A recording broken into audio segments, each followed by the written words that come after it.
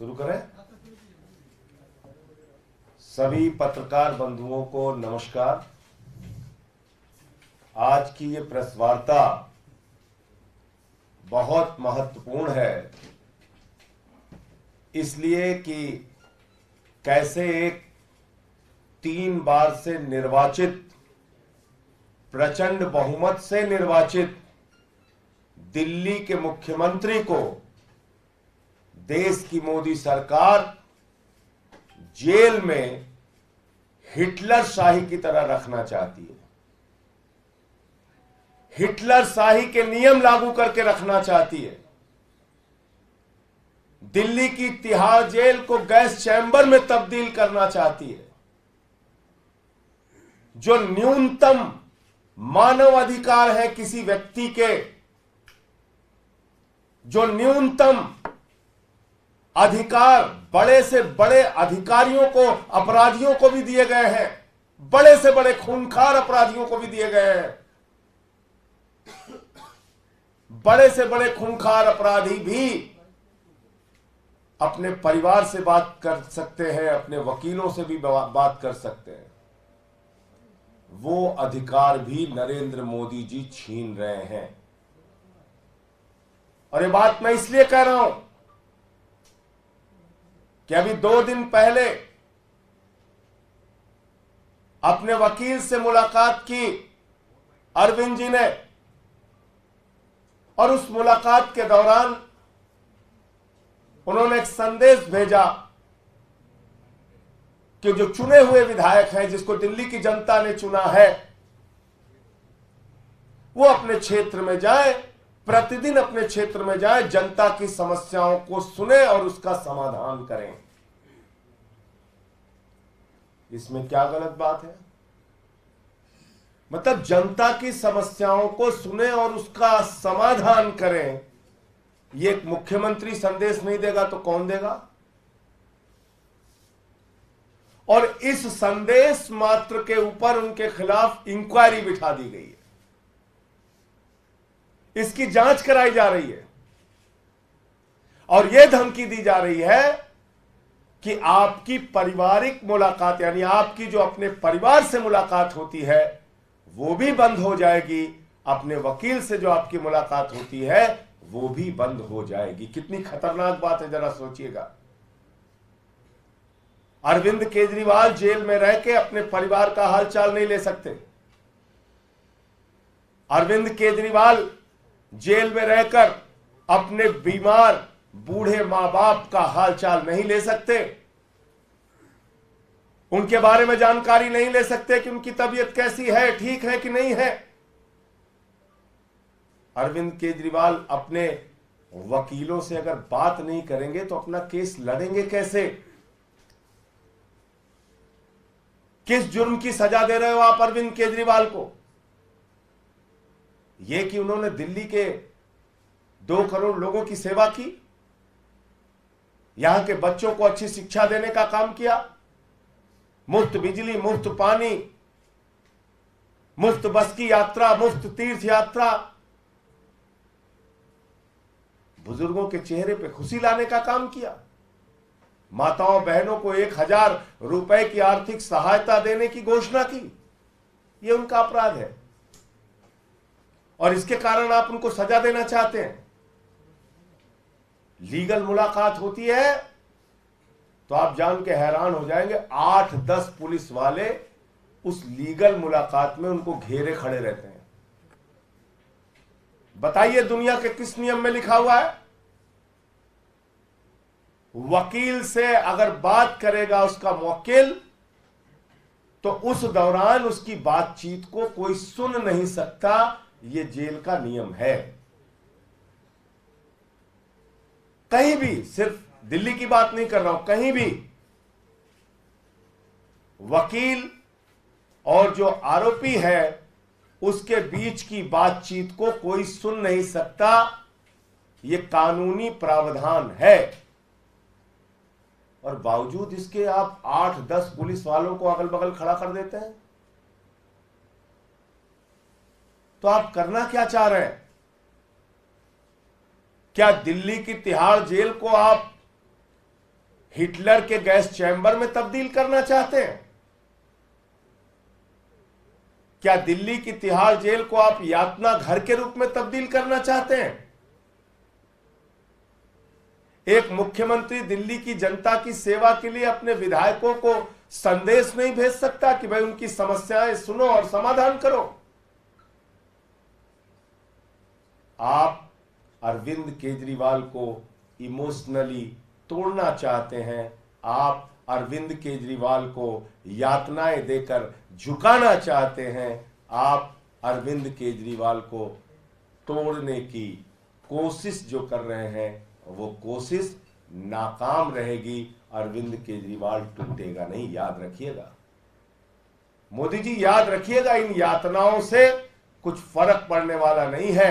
अरविंद केजरीवाल टूटेगा नहीं, लेकिन इसका एक एक जवाब दिल्ली की महान जनता आपसे लेगी। दिल्ली के 2 करोड़ लोग आपसे जवाब लेंगे इसका। हमने तो कहा है कि जेल का जवाब वोट से दीजिए, इन यातनाओं का जवाब वोट से दीजिए, और पूरे देश की जनता ये जो आप कर रहे हैं इसका जवाब अपने वोट की ताकत से देगी। आपका कोई प्रश्न हो तो आप पूछ सकते हैं। आज आप तिहाड़ जेल मिलने जाने वाले थे, क्या राहत समय दिया गया, परिवर्तन हुआ है क्या पूरा मामला? उसमें कोई नया समय दिया गया है, लेकिन ये बड़ी हास्यास्पद बात है कि एक मुख्यमंत्री को और दिल्ली के एक सांसद को मुलाकात करने के लिए टोकन नंबर अलॉट कर दिया गया। भाई टोकन नंबर जब आपने अलॉट कर दिया तो उसके बाद मुलाकात कैसे कैंसिल कर सकते हैं? टोकन नंबर तो आपने दे दिया। इसीलिए मैं कह रहा हूं,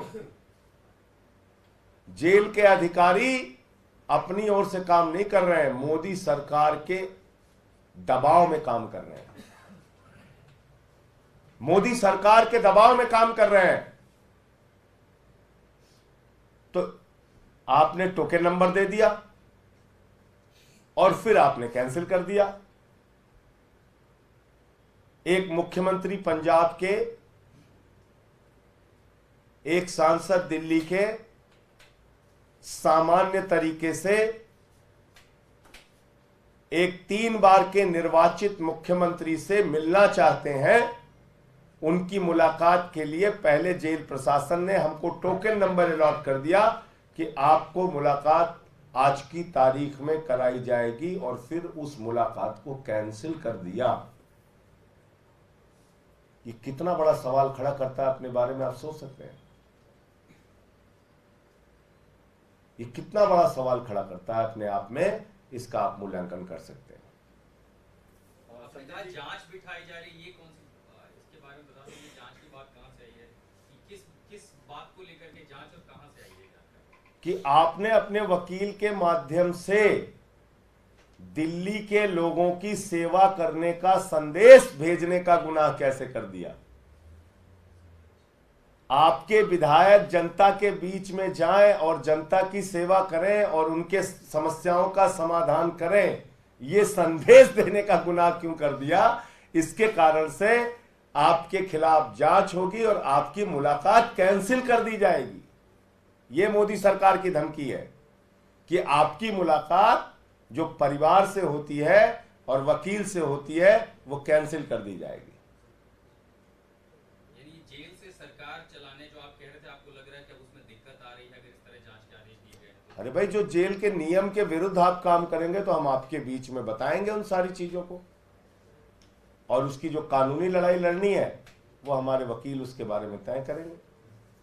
बीजेपी प्रोटेस्ट कर रही है सीएम की स्थिति। बीजेपी का ये कहना है कि जब कल हाईकोर्ट ने सारी दलीलें आपकी जो कोर्ट में देते हैं, बाहर देते हैं, जब खारिज कर दी, तो अब तो नैतिकता के आधार पर आपको इस्तीफा दे देना चाहिए अरविंद केजरीवाल। किसको? मणिपुर वाले मुख्यमंत्री को, कि अजय मिश्रा को,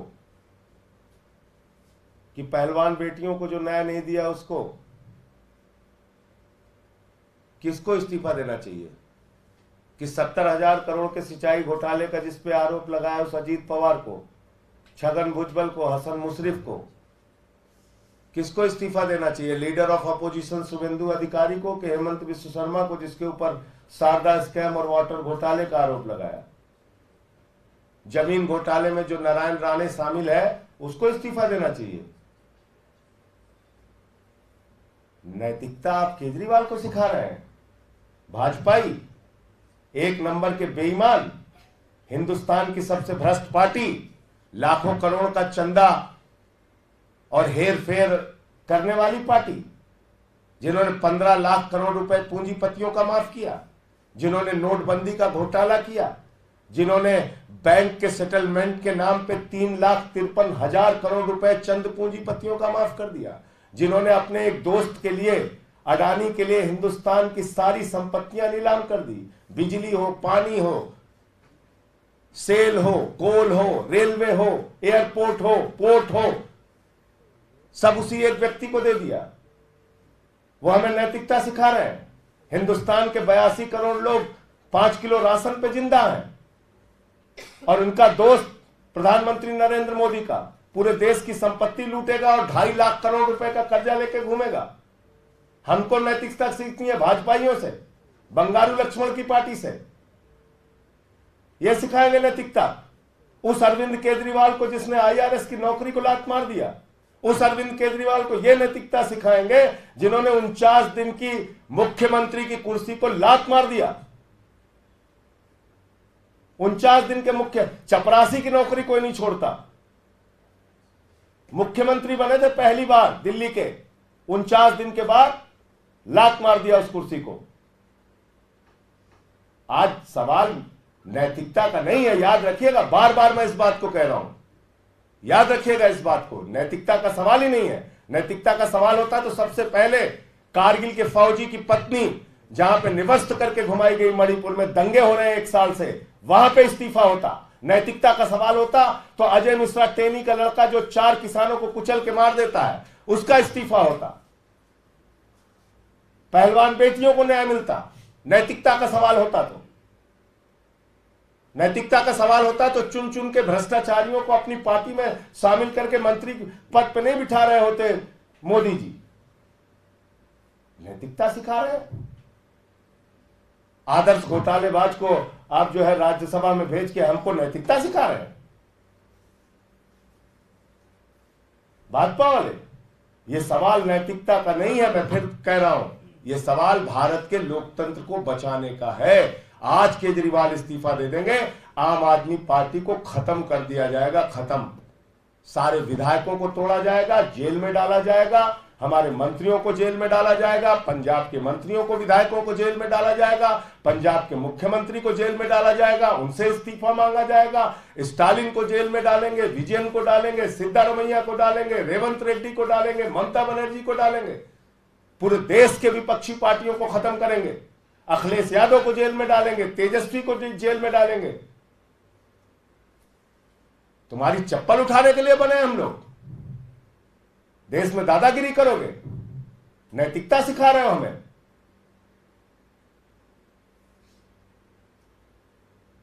उत्तर भारत के बड़े बड़े नेताओं को, एक आदिवासी नेता को, हेमंत सोरेन को आपने जेल में डाल दिया, अरविंद केजरीवाल को पकड़ के जेल में डाल दिया। कल को सारे विपक्षी नेताओं को 4 फर्जी मुकदमे लगाओ, जेल में डालो, फिर नैतिकता पे बता रहे हो। और उत्तर भारत के लोग इस चीज को देख रहे हैं कि कैसे टारगेट कर करके एक एक नेता को जेल में डाला जा रहा है। हम लोग चप्पल उठाने के लिए बने हैं। संजय भाई, आपके पंजाब के कुछ सांसद हैं और एक रिपोर्ट सामने आई, बता रही है कि आपके ये सांसद जब पूरे पार्टी के सभी नेता अरविंद केजरीवाल के समर्थन में तस्वीरें बदल रहे थे, प्रोफाइल लगा रहे थे, आपके राज्यसभा के सांसद जिसमें हरभजन सिंह से लेकर के बाकी तमाम वो हैं, कोई एक अब तक सोशल मीडिया छोड़िए पब्लिक प्लेटफॉर्म पर भी केजरीवाल के समर्थन में नहीं आया है। क्या ये सांसद पार्टी के साथ हैं भी? उसके बारे में पार्टी अपने यहाँ बातचीत करेगी। एक आखिरी सवाल, हर तरफ सवाल भी उठ रहे हैं, बीजेपी उठा रही है, क्या दिल्ली सरकार सही तरीके से चल रही है? फॉर्मूला क्या है जिसके तहत अभी चल रही है? अरे गड़बड़ क्या है वो बताइए पहले, चलिए आपसे। हम तो पूछे मुख्यमंत्री कौन सा काम नहीं हुआ वो बताइए ना आप ही कह रहे हैं। सर एक चीज बात मैं ये कह रहा हूं, आप ये बताइए कि दिल्ली की जनता का कौन सा काम नहीं हो रहा है, उसका जवाब पूछिए ना। आप पूछिए ना, स्वास्थ्य विभाग का काम नहीं हो रहा है, कि बिजली विभाग का काम नहीं हो रहा है, कि फ्री बिजली बंद हो गई है यहाँ पे, कि फ्री पानी बंद हो गया है, कि फ्री माताओं बहनों की बस की यात्रा बंद हो गई है। आप पूछिए ना, बताइए, बताता हूं मैं आपको। आपको कठिनाई हो रही है सरकार चलाने में? एलजी ने पत्र लिखा है अजय भल्ला जी को, उसमें एक चीज आप बताइए मुझे, कठिनाइयां आप लाख पैदा करते रहिए, दुश्वारियां आप लाख पैदा करते रहिए, उन परिस्थितियों में भी हम लड़ रहे हैं ना, उनसे काम तो कर रहे हैं दिल्ली के लोगों का। देश में पर कैपिटा इनकम के मामले में दिल्ली सबसे अग्रणी राज्य है, अग्रणी राज्य। दिल्ली के एजुकेशन व्यवस्था की पूरी दुनिया में तारीफ होती है, दिल्ली के मोहल्ला क्लिनिक और स्वास्थ्य व्यवस्था की पूरी दुनिया में तारीफ होती है। यही मोदी सरकार की किरकिरी है आंखों की, समझ गया? संवाद हो पा रहा है मुख्यमंत्री से संवाद जिस माध्यम से हो पा रहा है, फोन के माध्यम से, परिवार से बात अभी तक जो हो रही है, जिसकी जांच शुरू कराया है इन लोगों ने, उसमें भी अब अड़चन बाधा जो डालेंगे उसकी लड़ाई लड़ेंगे। काम क्या रुक रहा है जनता का, वो बताइए ना। सुप्रीम कोर्ट से आपको क्या उम्मीद है, क्योंकि जो याचिका अब सुप्रीम कोर्ट में डाली गई है कल? देखिए, पहली चीज तो कल से मैं खबर देख रहा था, ये ग्राउंड्स ऑफ अरेस्ट के चैलेंज वाली याचिका थी, लेकिन जो रेगुलर बेल की याचिका है वो याचिका अलग होती है। अब इस पर जो है सुप्रीम कोर्ट में माननीय सर्वोच्च न्यायालय के समक्ष हमारे वकील अपने दलीलों को रखेंगे, केजरीवाल साहब के जो पक्ष में बातें हैं उसको रखेंगे। कल से हमारे मीडिया के मित्र जो एक बात ये चला रहे हैं कि ये हाई कोर्ट का फैसला है, हाई कोर्ट का फैसला है, और कोर्ट के सामने तमाम तथ्य रखे गए, नहीं, कृपा करके अपने आप को सही करिए। 20,000 पन्ने अनरिलाइड अपॉन डॉक्यूमेंट में रखे हैं, 20,000 पन्ने, 20,000 पन्ने, मैं दोहरा रहा हूं आपको, 20,000 पन्ने या उससे ज्यादा डिजिटल डिवाइस को मिला लेंगे तो और ज्यादा। केस को समझिए गहराई से, क्या है केस ये। 456 गवाह है इसमें, 50,000 पेज की चार्जशीट है इसमें, 34 आरोपी हैं इसमें। इसकी पेचीदगियों को, जटिलताओं को समझिए, और इसके अंदर सारे कागजात और साक्ष्य कोर्ट के सामने नहीं रखे गए हैं। मैं बार बार दोहरा रहा हूं इस बात को।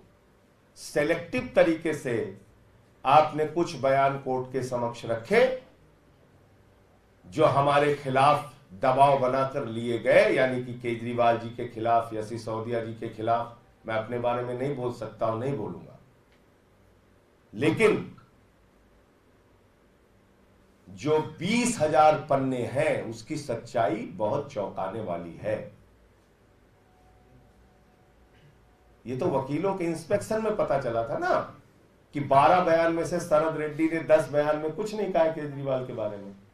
ये तो वकीलों के इंस्पेक्शन पे, कोर्ट के आदेश पे पता चला था ना कि 10 बयान में बाप बेटे ने 8 बयान में कुछ नहीं कहा केजरीवाल के लिए, मंगुंटा रेड्डी और राघव रेड्डी ने। और जैसे ही नाम लिया वैसे ही बेल हो जाती है। शराब घोटाला, कमल छाप दारू घोटाला, कमल छाप दारू घोटाला, कमल छाप दारू घोटाला भारतीय जनता पार्टी ने किया है। 60 करोड़ रुपए की मनी ट्रेल मिली है और इनके सारे शीर्ष नेताओं से पूछताछ होनी चाहिए। मैं फिर दोहरा रहा हूं, कमल छाप दारू घोटाला जो 60 करोड़ रुपए शरद रेड्डी से लिया गया है पैसा, उसकी जांच होनी चाहिए और इनके सारे शीर्ष नेताओं से ED, CBI, income tax department पूछताछ करे, छापेमारी करे और इनके खिलाफ कार्रवाई करे। आप लोग की सरकार बनी तो आप जांच कराएंगे?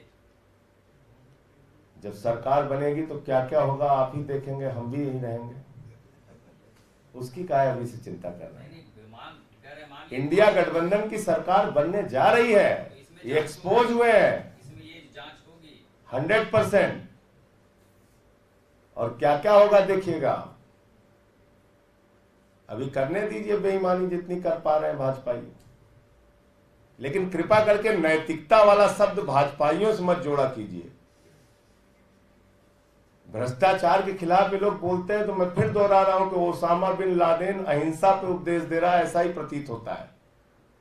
इलेक्टोरल बॉन्ड के नाम पे पैसा ले लेके ठेका देने वाली पार्टी हमसे सवाल पूछ रही है, बताइए आप। 3,08,000 करोड़ रुपए का ठेका दिया है, 3,08,000 करोड़ रुपए का। कंपनियों से चंदा लिया, रिश्वत ली और ठेका दिया। ईडी सीबीआई का छापा मारा, पैसा लिया, छोड़ दिया। धंधेबाज पार्टी है भाजपा। धन्यवाद।